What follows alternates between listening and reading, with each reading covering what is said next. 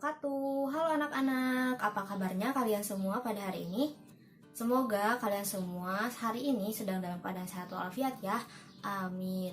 Nah anak-anak, hari ini kalian akan belajar bersama Ibu Wafda. Pada pertemuan kali ini, yaitu hari Senin dan 2 hari ke depan, Selasa dan Rabu, Ibu akan mengajar di kelas 3C bersama kalian semua. Serta Ibu juga menemani Ibu Rina mengajar di kelas 3C ini.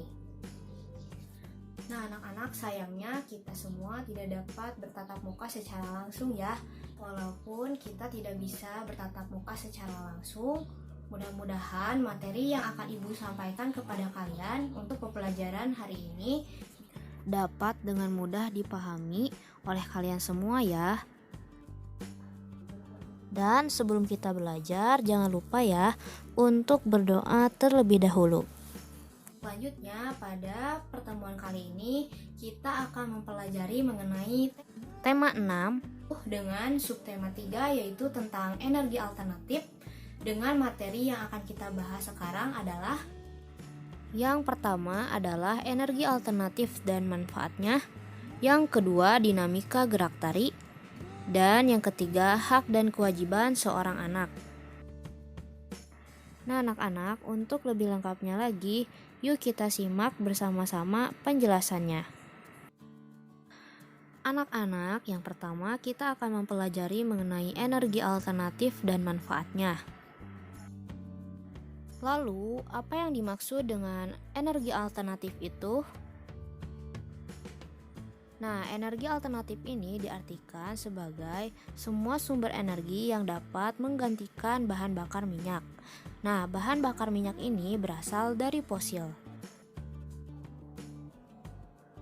Perlu kalian ketahui, fosil ini merupakan sisa makhluk hidup yang terbentuk selama jutaan tahun lamanya. Fosil yang tersimpan di bawah tanah kemudian dimanfaatkan manusia dalam bentuk minyak bumi, batu bara, dan gas alam.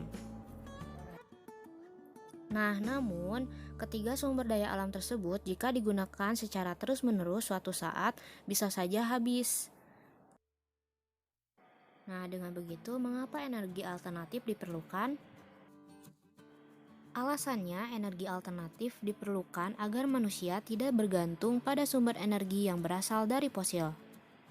Selain bisa habis, penggunaan bahan bakar dari fosil juga berdampak pada pemanasan global di bumi.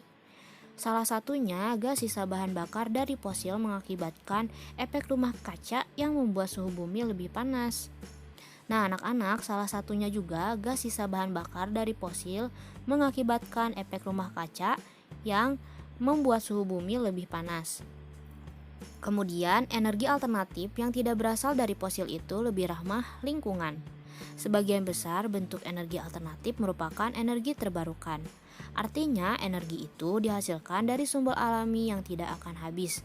Dengan begitu, energi alternatif dan terbarukan bisa terus memenuhi kebutuhan energi manusia. Kemudian, apa saja bentuk energi alternatif itu? Yang pertama ada energi cahaya matahari. Energi ini bisa diubah menjadi listrik pada pembangkit listrik tenaga surya. Kita bisa menggunakan alat panel surya untuk memanfaatkan panas matahari menjadi energi listrik di rumah, sekolah, ataupun gedung perkantoran. Yang kedua ada energi air. Gerakan air bisa diubah menjadi energi listrik pada pembangkit listrik tenaga air. Aliran air di sungai atau sumber air lainnya bisa menggerakkan turbin yang kemudian diubah menjadi energi listrik oleh generator. Energi air juga sudah dimanfaatkan sejak dulu untuk menggerakkan kincir air dan juga bisa diubah menjadi energi listrik. Yang ketiga ada energi angin. Gerakan angin bisa diubah menjadi energi listrik pada pembangkit listrik tenaga angin. Gerakan angin diubah menjadi energi listrik menggunakan angin, kemudian energi gerak kincir angin diubah menjadi bentuk energi listrik. Yang keempat ada energi panas bumi.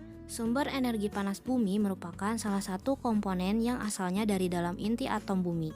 Inti atom bumi menyimpan panas dengan cara menyerap panas matahari ke permukaan bumi dari jutaan tahun yang lalu.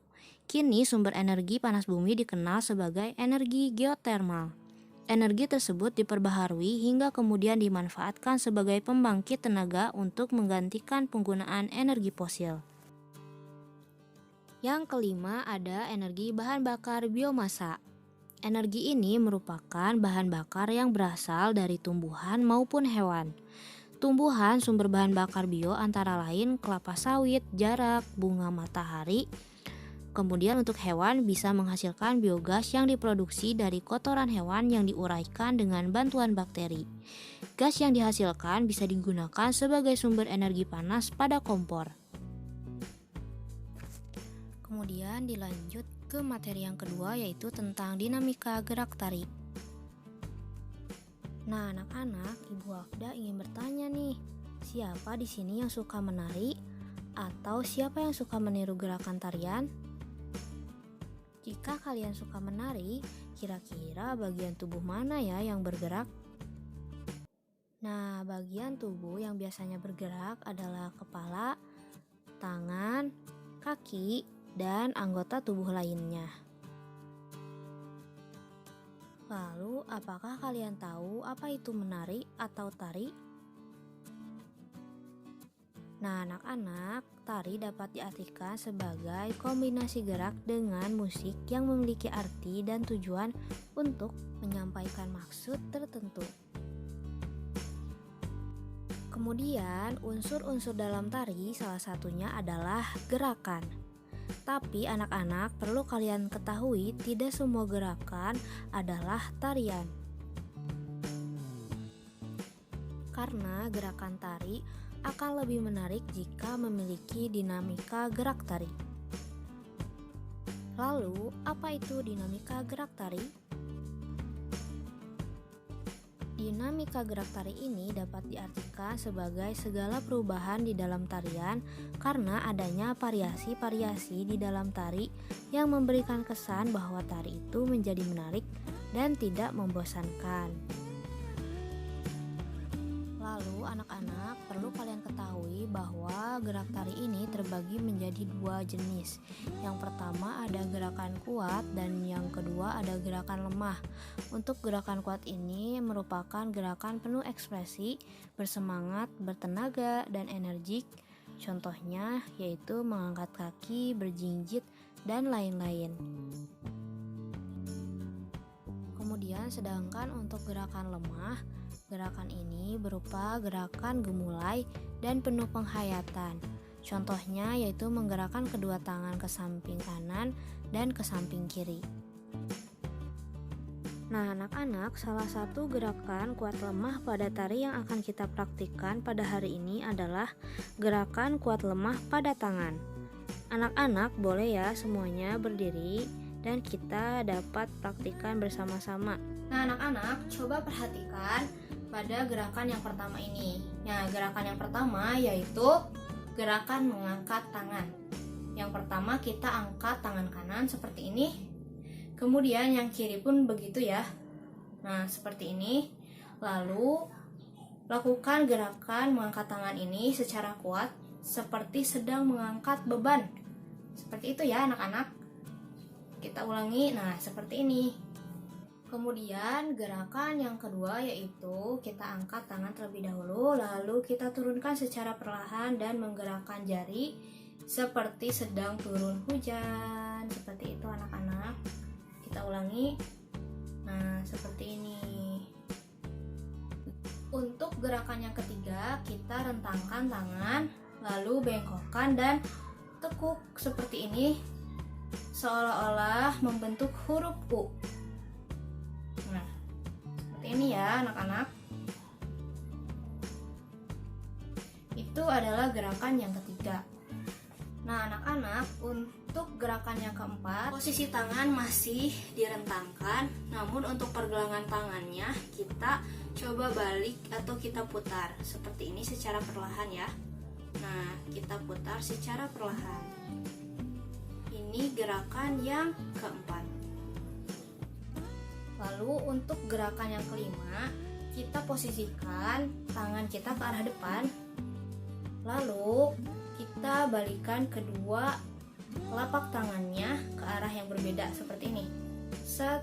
Nah, Kita ulang seperti ini, lalu seperti ini, atau seperti ini. Nah, seperti itu teman-teman atau anak-anak untuk gerakan yang kelima. Anak yang terakhir ada gerakan keenam. Nah, gerakan keenam ini adalah gerakan bertepuk tangan. Gerakan ini bisa divariasikan dari bentuk gerakan yang lemah sampai yang kuat. Nah, gerakannya itu contohnya seperti ini. Kita mulai dengan gerakan tepuk tangan dengan 2 jari. Kemudian ada 4 jari, kemudian ada 6 jari, kemudian ada 8 jari, dan ada sampai 10 jari. Nah, itu gerakan yang lemah sampai kuat dari gerakan tepuk tangan. Nah, anak-anak, untuk contoh ke-6 gerakan tadi, kalian bisa mempraktikkannya di rumah secara mandiri ya. Kemudian anak-anak, untuk materi mengenai hak dan kewajiban anak di rumah, Ibu sudah menyiapkan tampilan slide berupa PDF yang nanti kalian bisa baca atau pelajari secara mandiri di rumah ya. Nah, alhamdulillah anak-anak, untuk hari ini kita sudah menyelesaikan pembelajaran mengenai energi alternatif beserta manfaatnya dan dinamika gerak tari.